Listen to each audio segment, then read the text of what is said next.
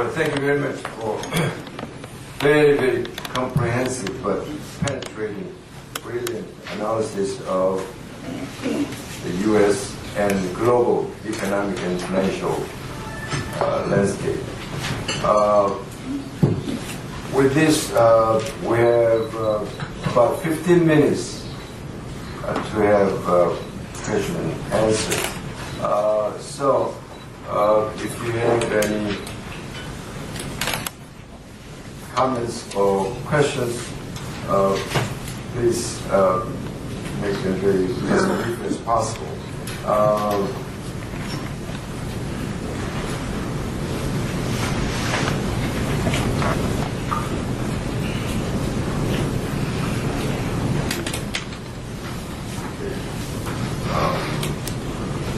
While I read this, is there any? Yes, yes. Yes. Can I ask you? Yes, yes. Thank you for your excellent presentation as always. I have a couple of quick questions. Number one is to deal with employment. You know, since Reagan's administration, the U.S. has basically frozen the minimum wage for a long time. And I believe overall it has a very subtle effect of increasing employment and reducing the unemployment. Now, the Democratic Congress taking over and being pushed, apparently is willing to compromise on the issue, and there is going to be minimum wage changes. What do you think of the impact thereof? Second question is conundrum concerning the housing industries. There is apparent lack of symmetry as during the run-up of real estate booms, it had a very strong impact on the expansion effect, and a large impact was attributed to consumer confidence in their asset valuation increase. Do you believe the lack of downturn impact, adverse impact, in large part, asymmetric effect of price not coming down as much as the industry was here? And also, another part is the lending institutions' maturity. In other words, after 80s reform, there was a certain rush by the lenders to get to the consumers. And probably there was some unwise lending, which of course had to be called back during the time of recession. And maybe they had given sufficient margin this time, and impact was not so heavy. Thank you. The question about the minimum wage, Congress is passing, I think we're going to go from $5.25 or $5.50 to $7.25 over a couple of years. And we don't have that many people on the minimum wage anymore in the United States. The impact will be very minor and will not, given the growth that we have in the United States, which is the prime determinant of the jobs count, it's not going to make much difference one way or the other. Analytically, on the margin, it would cost jobs, but the numbers, I think, are very small. I do view this as a political item, however, and it is part, it's a small part, but it's part of the view I have on inflation. That is, it is the political system responding in a political way to the demands of workers, those who have been getting the short side of remuneration in terms of the minimum wage, and is part of the society saying it's okay to have more inflation. And I think we're going to see more and more of that around the world. Small sign. The housing boom and the levering up of consumer spending, on our research, is what was principally responsible, has been responsible for the negative personal savings rate in the United States. The way that savings rate is defined is to take disposable income, count consumption, subtract consumption from disposable income.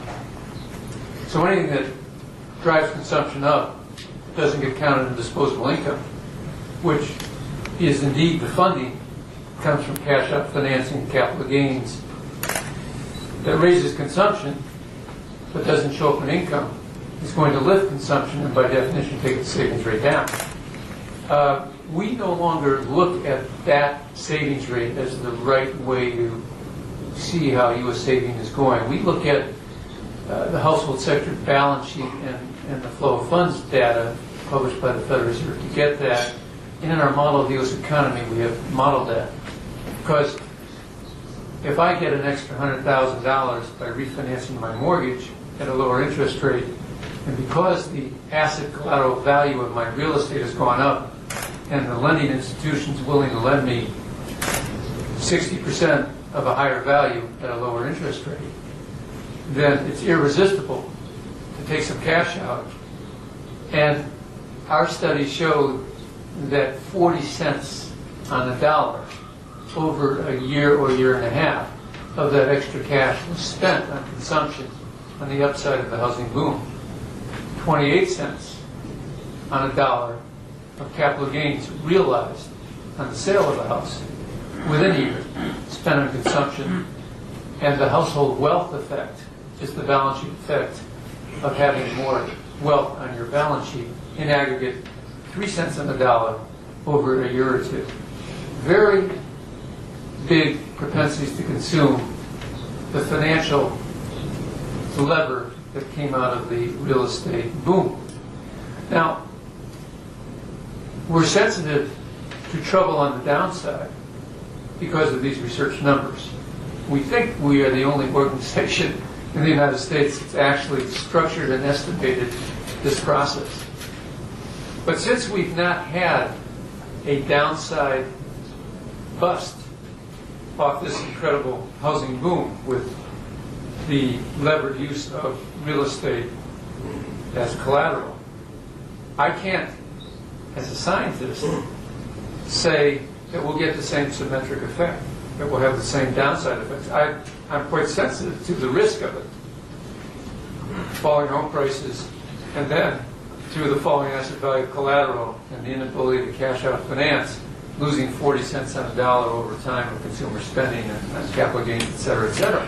We're monitoring that. But I don't really think it's going to happen that way. I think it will be asymmetric because the system is geared to preventing a lot of trouble. The banks and lenders aren't going to want to lose good customers like me who have decent balance sheets. And so as I have gone to refinance my mortgages at higher rates, I found that I get hurt, have to pay more per month, but there are lots of products that allow me not to get hurt very badly. Where there will be trouble, and already is in the low income, low wealth segment of the borrowing population. And for those institutions, lending institutions that have made their business mortgage finance and lending, as time goes by, and there are lags here, it doesn't happen instantaneously, there are lags for the next year or two, they're going to have to write off loans and write off losses, and we will have, at the margin, a number of families and households who won't be able to make those payments, refinance the payments. They will have to foreclose and go into bankruptcy.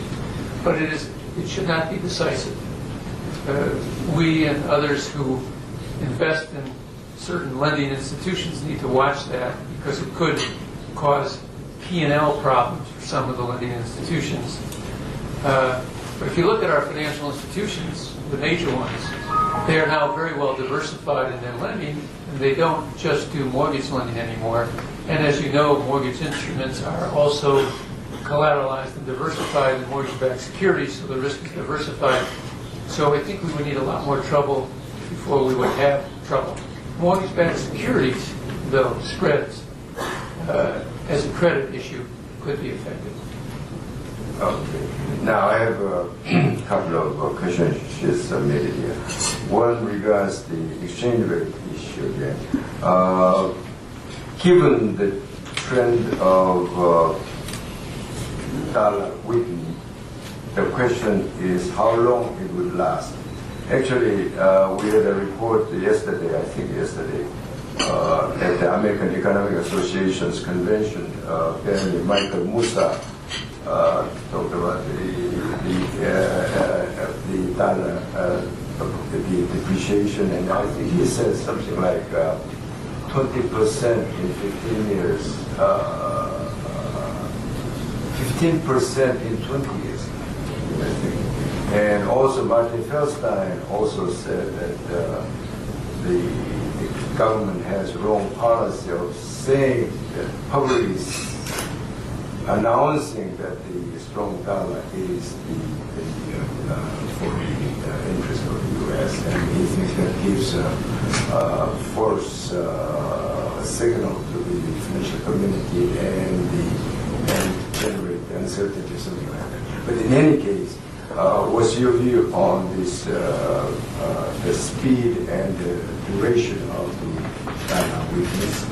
And the second question related to that is, which you alluded to, is whether this would help solve the global imbalance today. For Mike Musa, 15% in 20 years, or 20% in 15 years represents a major change in view. He has been of the school, I think, for a while that thought the dollar might crash. I think so. I'm a little surprised by how mild. In any case, I did agree with him when he was talking about a crash, and I don't agree with him now when he's talking about 15% over 20 years, which is essentially no depreciation at all per year. We are expecting. We don't regard this as a big deal, 5 to 10% depreciation over the next year.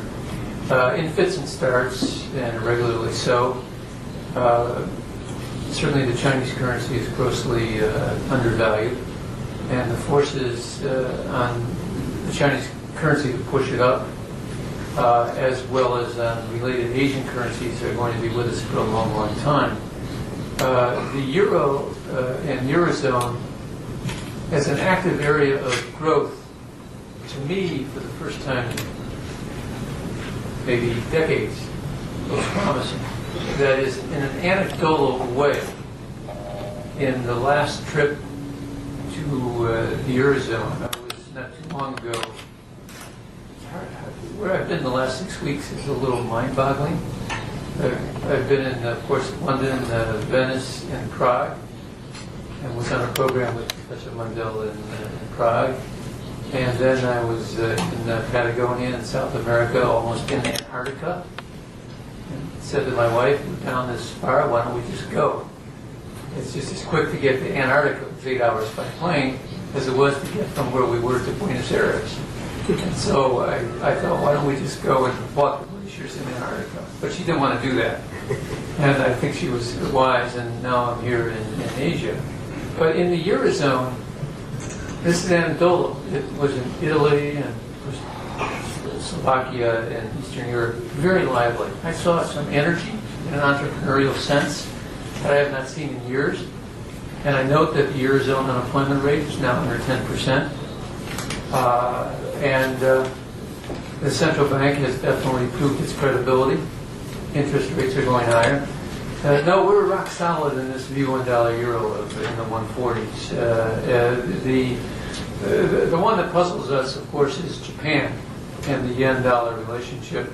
But until their rates get higher, and it may be that not even 2 or 3 hikes this year will do it, the yen may continue to surprise and stay low.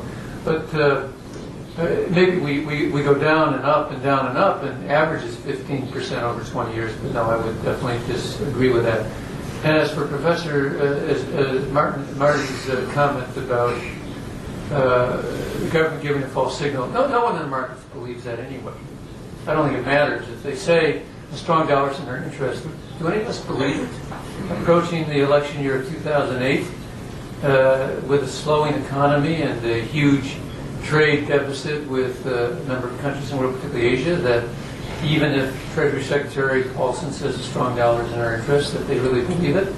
I don't think we believe it at all. The U.S. would like to see, they can't say it, because the markets might tumble and there'd be volatility, would certainly be quite happy with a lower dollar because it will reinvigorate trade and manufacturing, and that's where there is a major political problem for the administration. So all of us in the markets know that there is a hands-off attitude, except by China, in the currency markets at the current time.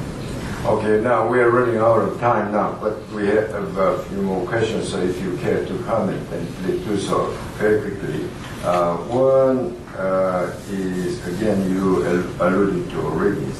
You did say that the U.S. political situation does affect the economic policies and the economic performance to some extent. But would it make difference whether the Republican or Democrat become president? That's one question. A second question regards Korea. Actually, these questions were posed by one of the reporters who present here regarding Korean the presidential election. Do you see that it is affected when you consider the outlook of Korean economy this year? And another thing is, you didn't seem to worry too much about the Korean real estate problem. I don't think really you have detailed information on this, but what's your view on this? Another thing is regard to North Korea. I don't know you have or you want to careful comment. Yeah, I have brief answer to those questions on the U.S. Election prospects. We have from time to time major changes that go on in our history, which grow out of unhappiness of Americans. We had a major shift in the U.S. electorate in 1980, and President Reagan came into power. Reaganomics, market economics, different attitudes to labor markets, definitely a market-oriented set of policies, which I think have been in effect in the United States for 25 years. I do not regard the Clinton administration as in policies as having been a major departure from what was ushered in by President Reagan and Margaret Thatcher in the UK. And so capitalism has had a big run in the U.S. and around the world for 25 years. Indeed, the inequality that we see in the United States now, which is wealth and income inequality, and now creating a backlash of an opposite political view, is in part a derivative of what started in the 1980s. I'm not commenting on whether it's positive or negative. If we look at the performance of the U.S. economy in the last 25 years, it's quite enviable in terms of the consumption standard of living that's been generated. And I'm a market person. I'm comfortable with tax cuts, supply-side economics. I'm not comfortable with huge deficits that get countries in trouble. But I'm really a fiscal conservative. I'm closer to the kinds of thinking that come out of what people would call Republican fiscalism as manifested in the last 25 years. And I would include the Clinton balancing the budget move as part of that. That used to be part of what Republicans did. Now, what is happening in the United States is this may well have run its course, that along with the unhappiness, which is principally international, and an administration that has obviously spent most of its time dealing with terrorism, Iraq, and has not been able to get other policy initiatives on major U.S. problems into and out of a Congress that was under the control of Republicans. Americans are very unhappy about that. The list of problems are not just Iraq, not just international standing, not just the disrespect that the U.S. administration and the United States has in the eyes of the world. All of us who travel around the world see it and feel it. People are plight. But the standing of the U.S. is not what it was 10, 15, 20 years ago. And Iraq and the international situation and the controversy is part of that. But for Americans, there are a lot of problems. We have immigration problems. We have wealth and income inequality. We have abuses in corporate America and in Washington. We have an aging population that does not feel it's provided for its own retirement. We have skyrocketing health care, and we have not rationalized and dealt with the health care system. And on and on and on. And on and on and on. Well, historically, and as a historian, in part, what we do as economists and as market people, we have to think about this. It looks to me like we have a major change brewing, and that means shifts in policies that come out of politics. And the shifts in policies sometimes are good, sometimes they're not so good. So I think our country, Republican or Democrat, will start to deal with some of these problems. But for example, take inequality, take the rampant rise of capitalism and all that it has meant. I think that is about to end with the presidential election in 2008. The obvious Democratic candidate at the moment is Mrs. Clinton, moving toward the center. The front runner on the Republican side is Senator McCain, and the movement started by Reagan and Reaganomics in the aftermath of the failed Carter presidency after 25 years in U.S. historical time about to change.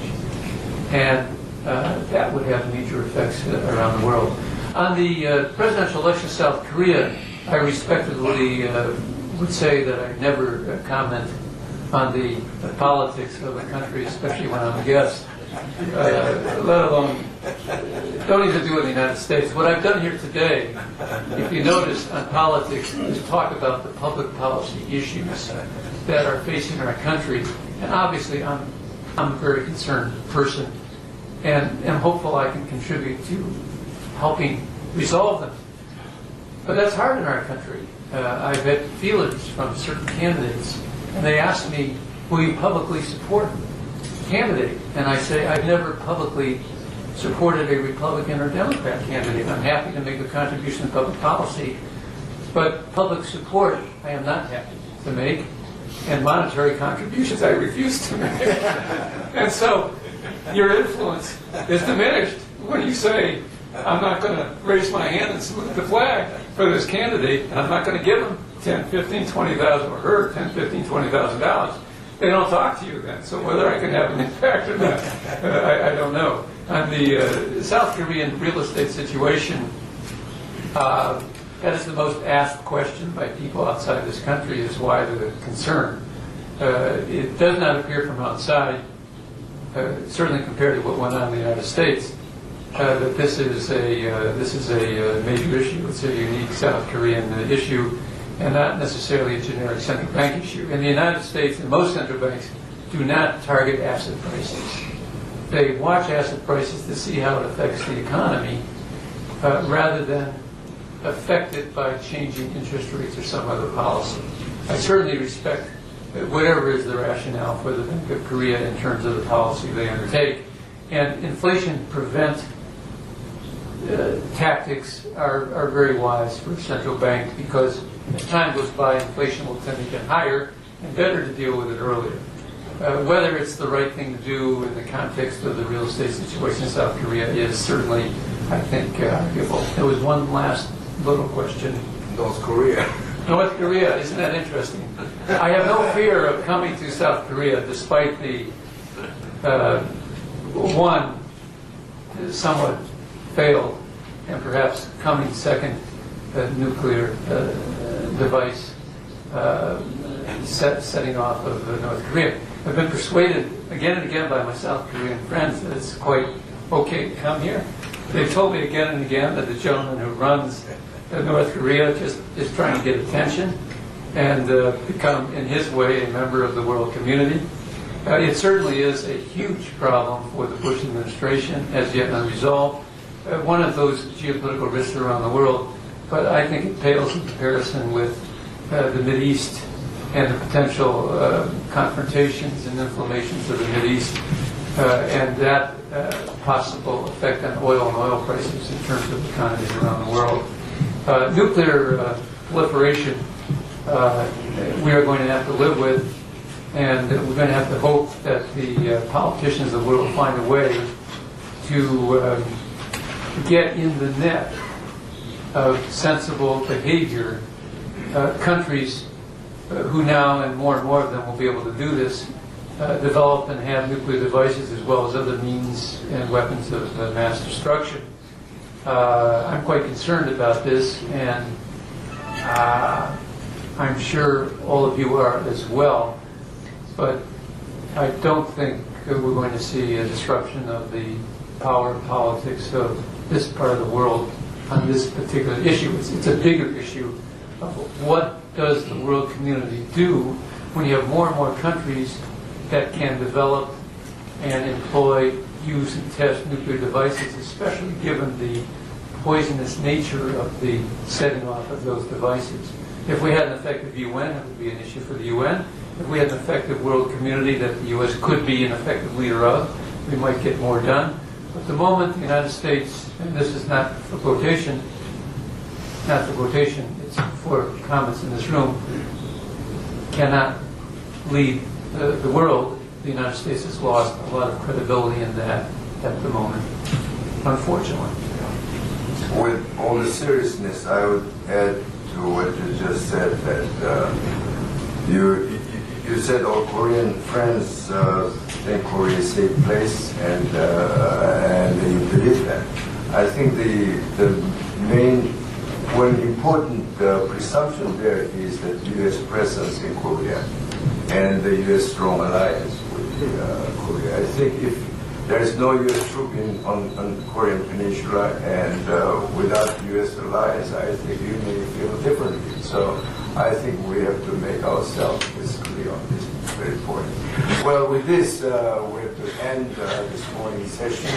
And again, 1 year later, Tata and Sinai will be back again, and also you'll find what he said today was introductory.